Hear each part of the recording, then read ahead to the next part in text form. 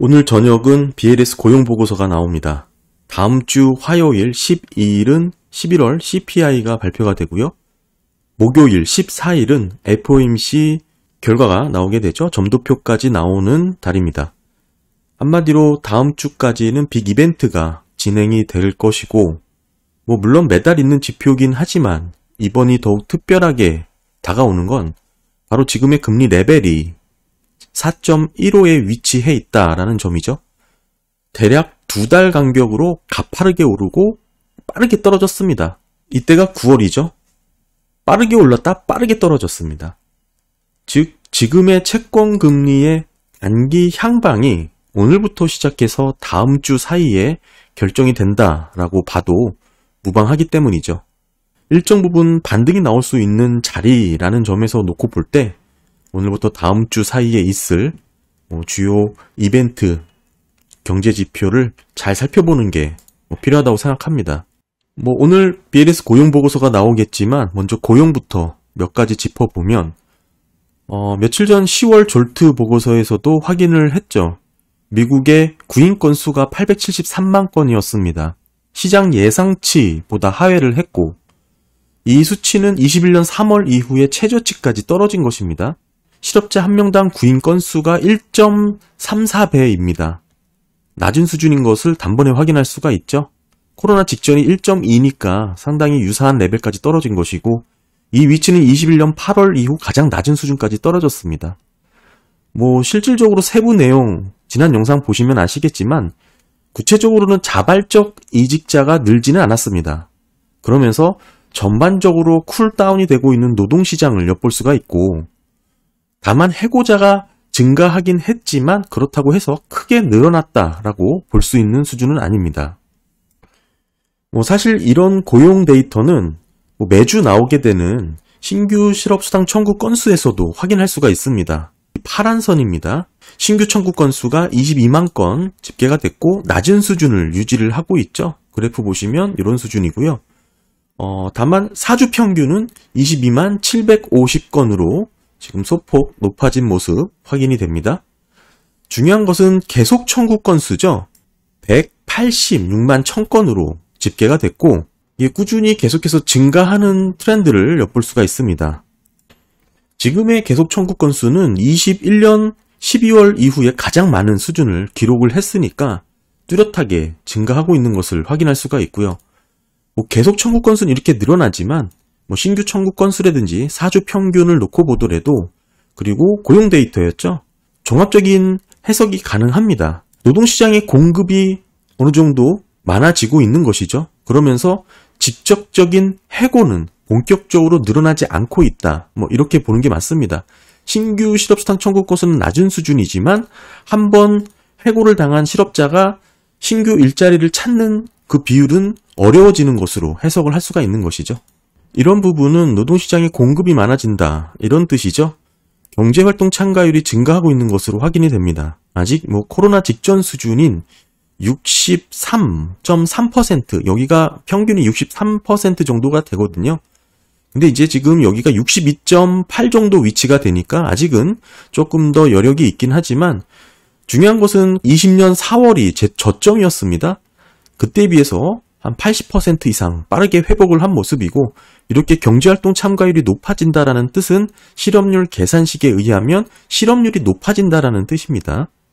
어찌됐든 노동시장의 공급이 계속적으로 증가하고 있는 그 추이를 엿볼 수가 있는 것이죠. 그리고 현재 실업률은 3.9%입니다. 그리고 신규 실업수당 청구 건수 20만 초반대를 꾸준히 유지를 하고 있죠.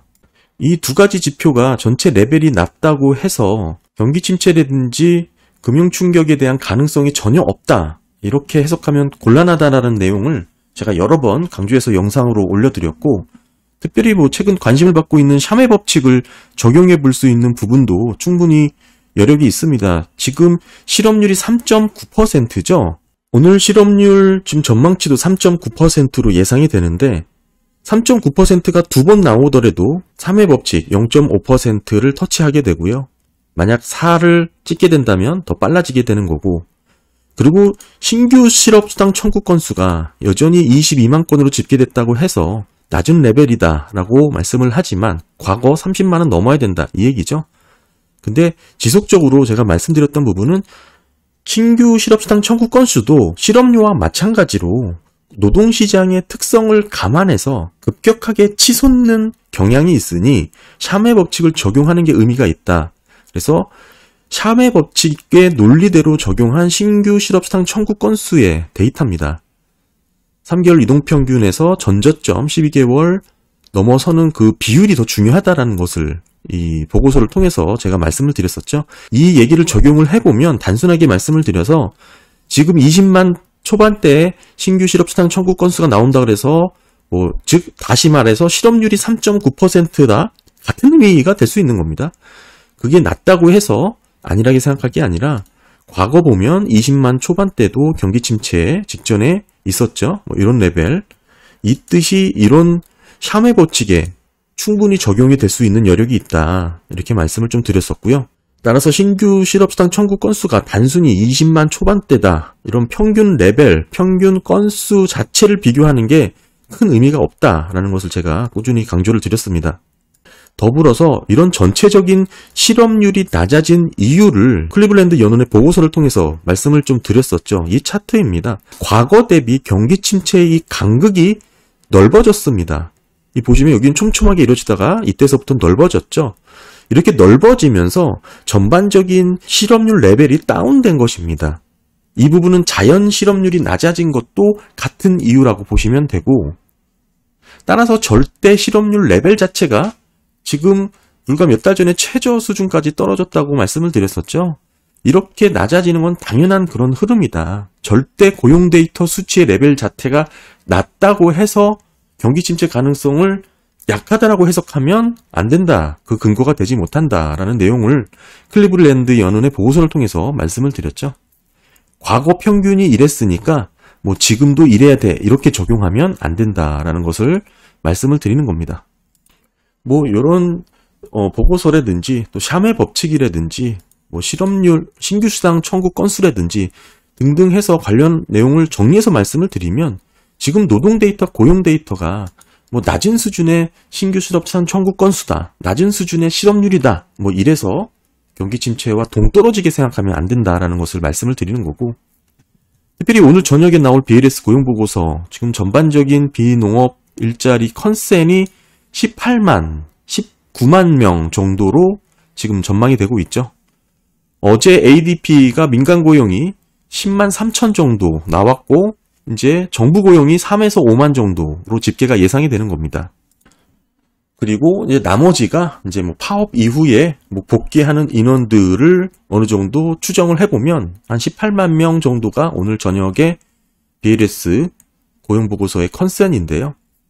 지금 전반적인 고용 데이터를 종합을 해보면 고용시장은 빠르게 식어가고 있는 것은 맞습니다. 다만 본격적인 해고가 일어나고 있는 것은 아닙니다.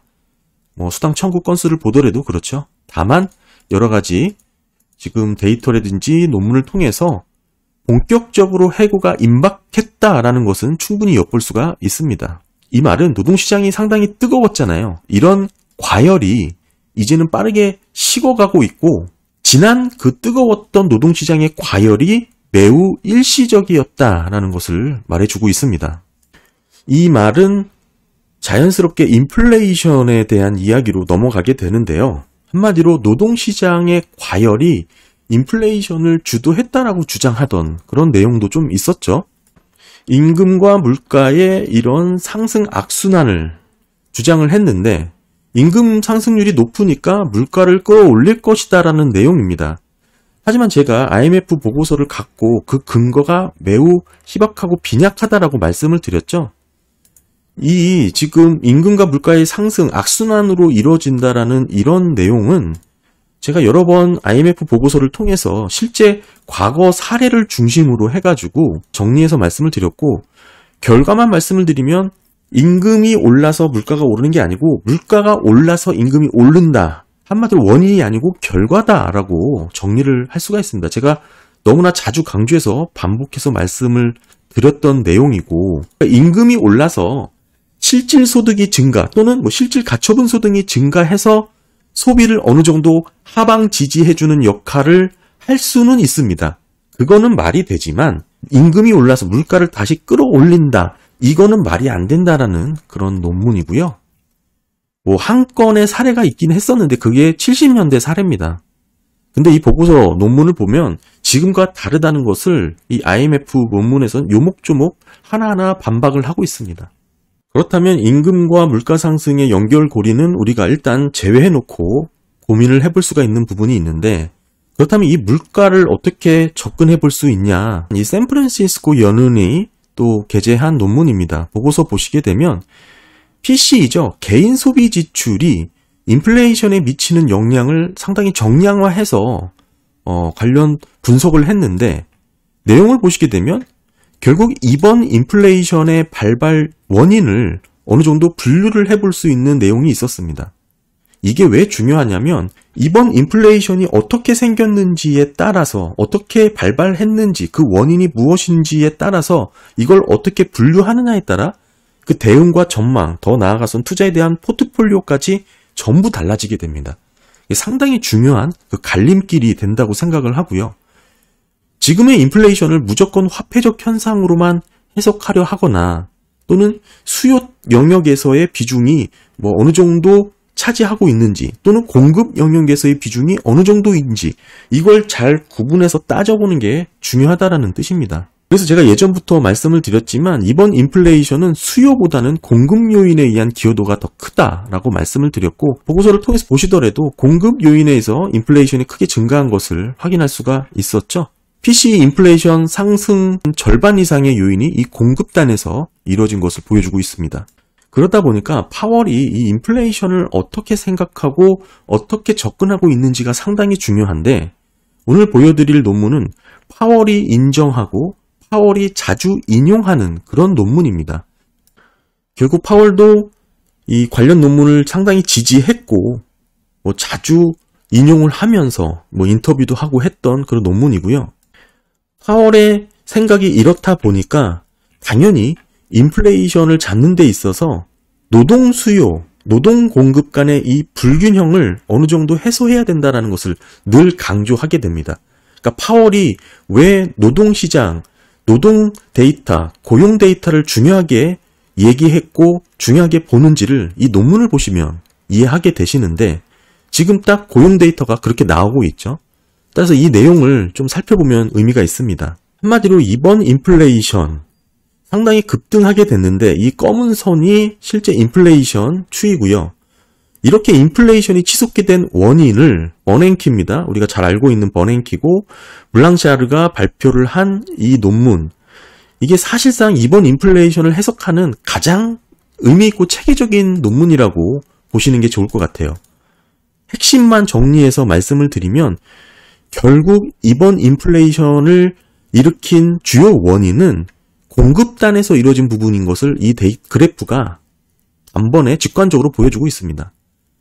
지금 이 파란 선, 에너지 가격이죠. 공급 요인입니다. 하늘선, 이 푸드죠. 공급 요인이고요. 쇼티지 마찬가지로 공급 요인입니다. CPI가 치솟게 됐을 때, 물가가 치솟게 됐을 때 주요하게 영향을 준 것은 보시는 것처럼 다 공급 요인입니다. 오히려 과거 인플레이션 초기에는 이 빨간 선 보시게 되면 이게 수요 영역이거든요.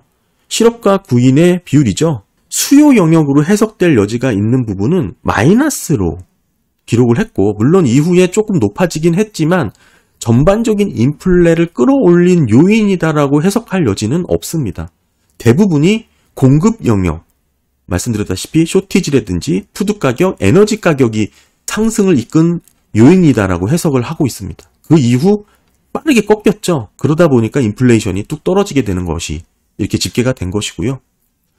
한마디로 인플레이션이 발생하게 된 원인 자체가 공급축 요인에 의해서 생긴 거고, 당시를 되돌아보면 이렇게 물가가 급등하게 된 그 시작점은 이 제품단에서 일어났습니다. 우크라이나 전쟁이 시작되고 원자재 가격이 치솟게 되죠. 공급망에 차질이 생기면서 결국 이 제품의 수요가 늘어나게 됩니다. 이러면서 왜곡된 공급망으로 인해서 가격이 초기 인플레이션이 급등하게 되는 원인이 됐는데 지금 어떻냐 이거죠. 지금 돌아보면 제품 가격은 충분히 악화된 영역까지 떨어졌습니다. 지금 글로벌 제조업 시장 지수가 상당히 위축 구간에 머물고 있죠. 이렇게 인플레이션을 급등하게 만들었던 주요 원인이 결국 공급망, 물가 급등의 핵심 요인인데 이게 지금 상당 부분 정상화되고 오히려 상당히 위축 구간으로 떨어졌다라는 것을 말해주고 있습니다. 대표적인 게 뉴욕 연은이 집계하고 있는 글로벌 공급망 압력 지수죠. 지금 글로벌 제조업의 공급망 차질이 낮은 수준까지 떨어졌죠. 물론 지난달 1.74%를 기록했을 때 마이너스죠. 26년 이래 최저 수준까지 떨어졌다라고 말씀을 드렸는데 이게 최근 상향 조정이 됐습니다. 마이너스 1.74가 아니고 마이너스 0.39로 조정이 된 것인데 그 조정된 이유가 보시면 환율 가중치가 조금 바뀌었다 얘기를 한 것이죠. 그러니까 환율의 변화를 조금 반영을 하다 보니까 그렇게까지 떨어진 것은 아니지만 여전히 좀 낮은 레벨을 유지하고 있다. 그리고 현재는 플러스 0.11 지금 이 위치를 기록을 하고 있고요. 결국에는 상향 조정이 조금 이뤄졌고 수정된 내용으로 보시게 되면 바닥을 찍고 반등하는 모습이 나왔지만 여전히 낮은 레벨을 유지를 하고 있습니다. 사실 이런 추이를 뭐 이렇게 급격하게 올랐다라고 해석하기보다는 저는 여전히 제조업 PMI에서처럼 글로벌 제조업들의 재고 확충 움직임이 이렇게 나타났었잖아요. 그러면서 신규 수주의 증가로 이어졌던 그런 부분이 지금 현재 공급망 상승 요인으로 나타난 부분과 어느 정도 일치하는 해석으로 볼 수 있다. 저는 그렇게 보고 있고요. 여전히 낮은 레벨이다라는 게 중요한 뜻입니다. 따라서 제조업 PMI와 함께 비교를 해보면 사실 이 그래프가 전반적인 제조업 흐름과 일치하는 느낌도 좀 받고 있습니다. 따라서 기존에는 좀 너무 과대하게 떨어졌던 그런 부분도 없지 않아 있었고 지금 이 영역에서 계속 높아질지 떨어질지 제가 지금 제조업 업황이 다시 회복하는지 안 하는지를 중요하게 또 체크해야 된다고 말씀을 드렸는데 결국 유사한 그런 패턴으로 조정이 된 것으로 해석이 되고요. 어찌됐든 인플레이션의 추세적 둔화가 지금 나타나고 있는 것이고 결국 파월을 비롯해 지금 이번 인플레이션을 생각하는 주요 원인은 공급 측 요인에서 생긴 것이다. 따라서 인플레이션을 잡겠다는 파월의 의장의 내막에는 여전히 노동시장의 둔화, 과열이 진정되는 것을 원했고 지금 앞분에서 설명드렸듯이 노동수급의 불균형이 상당히 완화되고 있는 모습이 나타났다. 물론 경기 침체 전 급격한 실업률의 상승, 해고의 증가의 모습은 아니지만 어느 정도 둔화가 되고 있는 모습은 확인이 된 것이죠. 이 논문이 지난 6월달 FOMC에서 파월이 기자회견을 할 때 인플레이션이 계속적으로 떨어지려면 뭐가 중요하냐라는 질문에 답했던 그런 논문입니다. 이 논문을 이례적으로 인용을 했고 파월 또한 매우 동의하고 부합하는 결론이다라고 얘기를 했었죠. 언급을 했던 그런 논문입니다. 이를 뒷받침하는 게 지금이 상당히 지정학 리스크가 일어났음에도 불구하고 국채 유가가 70불 이하에서 거래가 되고 있죠. 과거 평균 수준 레벨까지 떨어졌다라는 점도 의미가 있고요. 그리고 아직 CPI에 충분히 반영되지 못한 이 임대료 영역도 남아 있습니다. 진로 임대료는 뚝 떨어졌고 아직 CPI는 충분히 이 하락분을 반영하지 않고 있다라는 것이죠.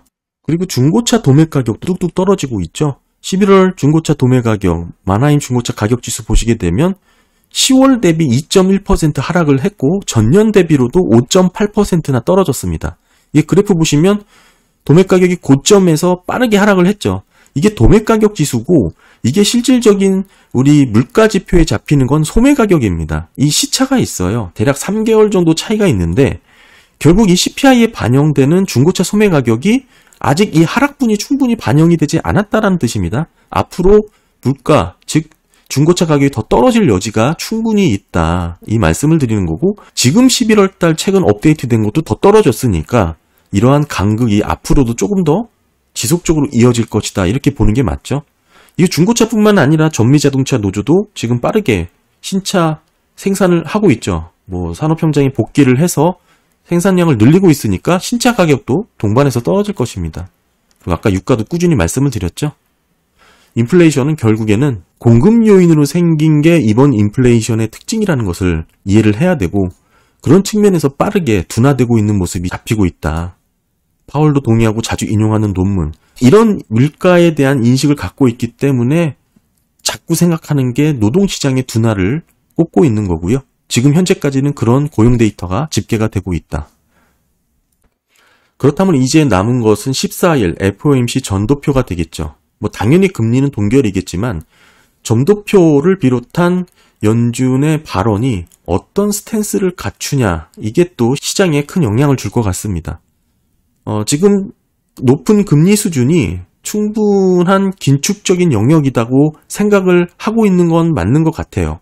하지만 너무 빠르게 내려온 시장의 이런 선반영이 좀 부담스럽다. 이게 연준의 생각일 것 같은데, 경제 지표가 둔화되고 있는 것도 맞죠. 그렇다고 물가가 환호할 수 있는 그런 성적표이냐? 이것도 아닙니다. 게다가 경기 침체를 증명할 수 있는 데이터도 현재는 없습니다. 이게 복합적으로 짬뽕이 되어 있는 상황이다 보니까 이런 상황에서 더 문제는 시장이 앞서 나갔다라는 것이죠. 연준이 사실 어떤 스탠스를 보여도 시장은 조금 매파적으로 해석할 요건을 갖췄습니다. 지난 영상에도 말씀을 드렸지만 현재 시장의 프라이싱은 경기 침체에 대한 우려, 특별히 중국 시장에 대한 디플레이션에 대한 우려도 상당히 커졌잖아요. 그러면서 점차 급격한 수요 위축에 대한 리스크를 반영하기 시작했습니다. 경기 침체를 반영하기 시작했다는 뜻이죠. 따라서 연준이 이런 상황에서 과도한 매파적인 발언이 나온다면, 매파의 스탠스가 그 정도가 지나치다면 오히려 시장은 침체 우려에 더 큰 베팅이 들어갈 가능성이 있습니다. 금리가 더 떨어질 것으로 보고, 반면 적절한 수준의 애매한 매파적 발언이 나온다. 시장의 해석에 따라 이걸 매파로 보기도 하고 비둘기파로 보기도 할 정도로, 그 정도로 적절한 수준의 매파적 발언이 나온다면 저는 과도하게 떨어졌던 금리 인하, 이게 사실 빠르게 금리를 내릴 것이라는 기대감으로 선반영된 부분도 없지 않아 있잖아요. 이런 위치에서는 금리가 어느 정도 일정 수준 반등할 가능성도 있어 보입니다. 네, 오늘은 오늘 발표되는 BLS 고용보고서하고 다음 주 CPI, 그리고 다음 주 목요일 FOMC 점도표까지 관련해서 특별히 이제 급격하게 떨어진 이 금리 레벨을 놓고 봤을 때 다음 주까지 이어지는 세 건의 경제 이벤트는 상당히 중요한 의미가 있다. 프리뷰 성격으로 정리를 해본 그런 시간을 가져봤습니다. 네, 감사합니다.